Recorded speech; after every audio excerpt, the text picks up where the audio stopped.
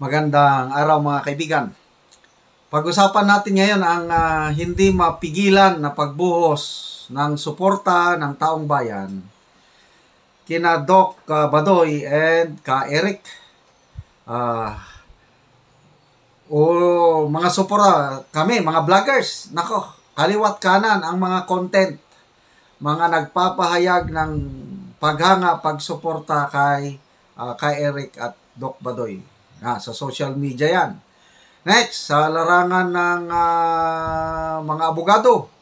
Nako, si Attorney Valera, international lawyer, Attorney Roque, Attorney Panelo, marami pa. Ano pa? Yung former Senator Tatad. Wow! Grabing suporta. Provincial Prosecutor sa Western Visayas, si Attorney Chris Gonzales. Ito ngayon, kahapon lang ito, nagpahayag ng suporta mga dating membro ng CPP, NP, NDF at mga Mindanao Tribal People. Mayroon pong joint resolution ang lahat ng mga tribo sa Mindanao nagpapahayag ng suporta kay Ka Eric and Doc Badoy. Okay, panoorin muna natin itong suporta ng dating CPP, NPA kadres sa kanilang dating kasamahan.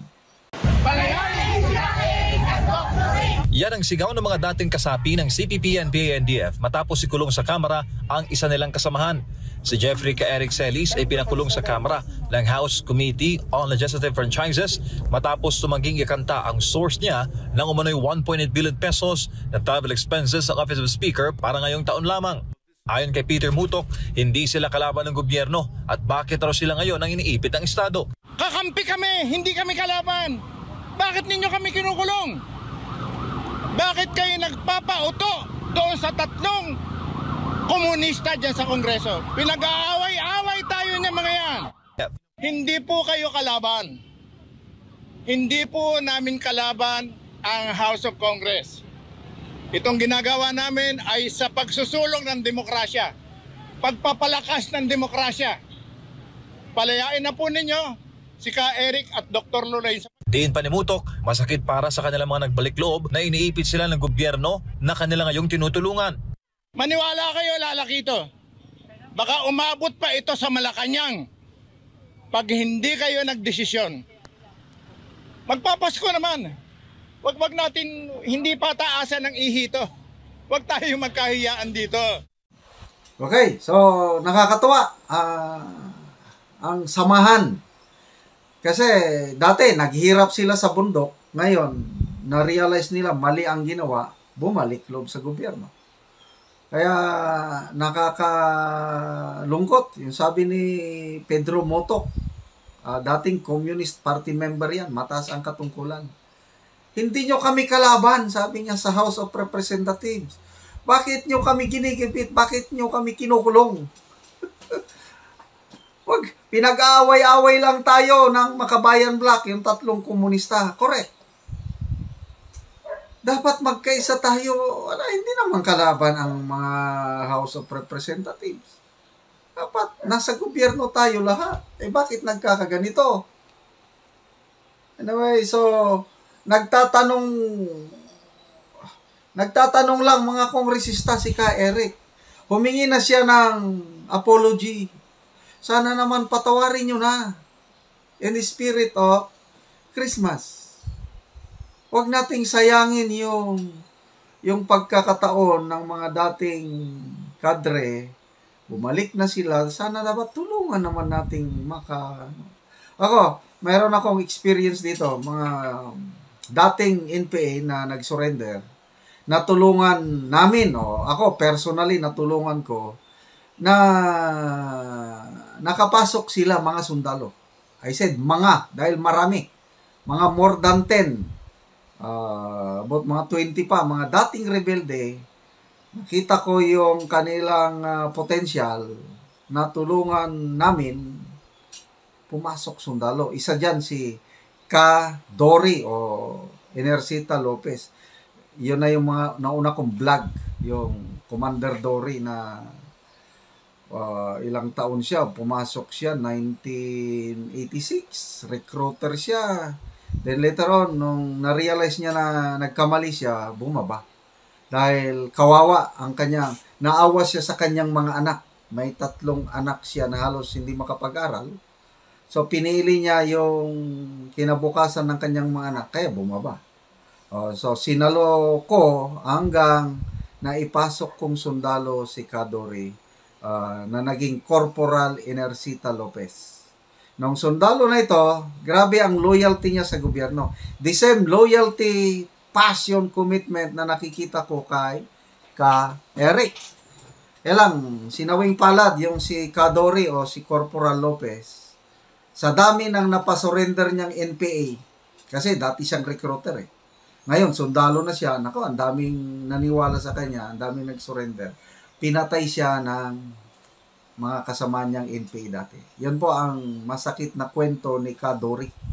Na i-vlog ko na yan noon. So ito rin, napakasakit na kwento naman ito ni Eric kasama na si Doc Badoy. So sana pakinggan nyo, mga minamahal namin kongresista, ang panawagan nitong mga dating komunista na nagbalik loob na sa gobyerno. O isa pa, ito, may nagpadala sa akin ng joint resolution ng Mindanao Indigenous Peoples Council of Elders and Leaders. Ito, ang nakapirma si Dato, maliit, di ko makita. Dato Lindungan Joel Unad. Na-meet ko na ito personally, si Dato Joel. Nung nasa active service pa ako, ito very active na tribal leader all over Mindanao. Ino-organize niya ang mga katribuhan. And then Mindanao Youth, tribal youth naman. Basta ito, 3 nakapirma na resolusyon. Masyadong malit. So, ang sinasabi ng kanilang petisyon,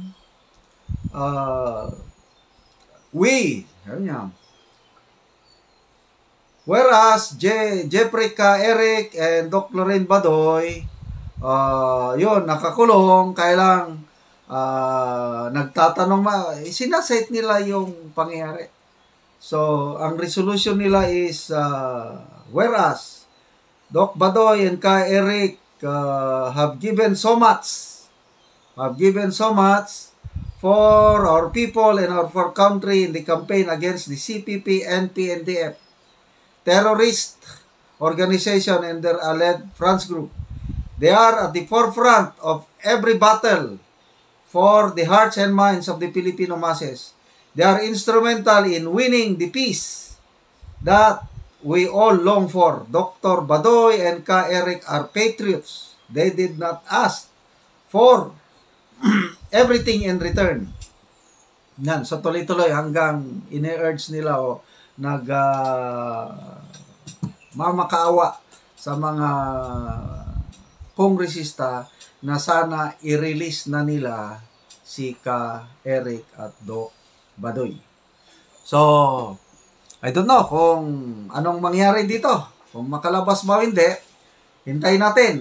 Mayroon ng petition for habeas corpus na isinampa ng pamilya ni Doc Badoy at Ka Eric sa Supreme Court. Ang hiling ng petition na ito na palabasin sa korte itong dalawa by December 15. Okay? Okay, so ito, i-share ko sa inyo yung buong balita ng SMNI News o DZAR sa pagrally ng mga dating kadre kasama ni Ka Eric. Nanawagan ngayon ang mga dating miyembro ng CPP-NP-NDF na palayain na ang 2 personalidad na kasama nila sa laban kontra communist terrorist groups. Si MJ Mondihar magbabalita live. MJ. Franco, magandang gabi. Ang mini-rally ay isinagawa kanina sa South Gate ng Batasan Complex habang dinidinig ang prangkisa ng SMNI franchise sa loob naman ng Kongreso. Yan ang sigaw ng mga dating kasapi ng CPP-NPA-NDF matapos ikulong sa Kamara ang isa nilang kasamahan. Si Jeffrey Eric Celis ay pinakulong sa Kamara ng House Committee on Legislative Franchises matapos tumangging ikanta ang source niya ng umano'y 1.8 billion pesos na travel expenses sa Office of Speaker para ngayong taon lamang. Ayon kay Peter Mutok, hindi sila kalaban ng gobyerno at bakit raw sila ngayon ang iniipit ng Estado. Kakampi kami, hindi kami kalaban. Bakit ninyo kami kinukulong? Bakit kayo nagpapauto doon sa tatlong komunista dyan sa Kongreso? Pinag-aaway-aaway tayo niya mga yan. Bukod kay Celis, kasama niyang na-cite in contempt sa Batasan Complex si dating NTF-ELCAC spokesperson Lorraine Badoy. Ang dalawa ay host ng programang Laban Kasamang Bayan sa SMNI, isang programang nakalaan sa information dissemination kontra CPP-NPA-NDF. Hindi po kayo kalaban. Hindi po namin kalaban ang House of Congress. Itong ginagawa namin ay sa pagsusulong ng demokrasya, pagpapalakas ng demokrasya. Palayain na po ninyo si Ka Eric at Dr. Lorraine. Diin pa ni Mutok, masakit para sa kanilang mga nagbalik loob na iniipit sila ng gobyerno na kanila ngayong tinutulungan. Maniwala kayo, lalaki ito. Baka umabot pa ito sa Malacanang pag hindi kayo nagdesisyon. Magpapasko naman. Wag natin hindi pa taasan ng ihito. Wag tayo magkahiyaan dito. Ayon naman kay Congressman Gaston Bunting na chairman ng Legislative Franchise Panel, sinabi ni Eric sa kanya kung sino ang sinasabing source sa impormasyon sa Senado. Kakausapin naman daw niya ang House Speaker at Senate President sa issue at magpapatuloy ang verification. Sa huli, umaasa ang mga dating kadre na hindi masasayang ang kanilang pagbabalik loob dahil sa kabila ng kanilang kamalian noon sa kilusan, hangat raw nila ngayon na tumulong na mawakasan ang problema ng bansa sa insurhensya. Napakalaking bagay ni Ka Eric nila Doc Lorraine para makapagpasuko at maniwala ang mga kabataan na hindi na sila kailangan sumama sa CPP-NPA. Pagkatapos, anong gagawin ninyo? Matapos tumulong sa pamahalaan.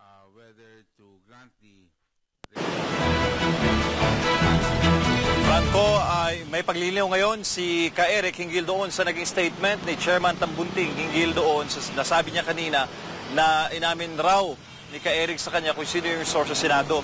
Sa isang statement kayong gabi, sinabi ni Ka Eric na hindi niya pinangalanan at hindi niya papangalanan yung source of a valid information question pertaining to a question on public spending of public interest. Lalo pat ang pag-uusap nila kanina ni Chairman Tambunting ay ginawa o isang privilege communication sa pagitan nilang dalawa.